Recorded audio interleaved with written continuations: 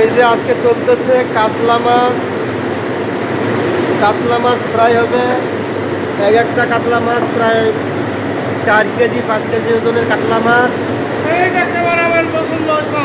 প্রায় প্রায় হবে। এই যে আমাদের উজ্জ্বল ভাই মশলা দিয়ে মাখামাখি করতেছে।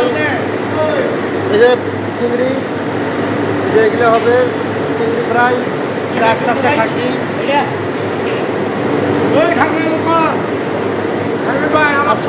আস্তা খাসি। এই যে আমাদের উজ্জ্বল ভাই যে আস্তা খাসিটা রেডি করছে। 5টা আস্তা খাসি একবারে রুই মাছ,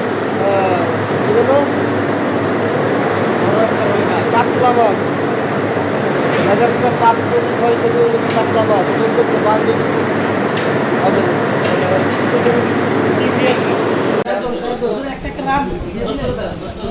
দশটা দিয়ে দেন।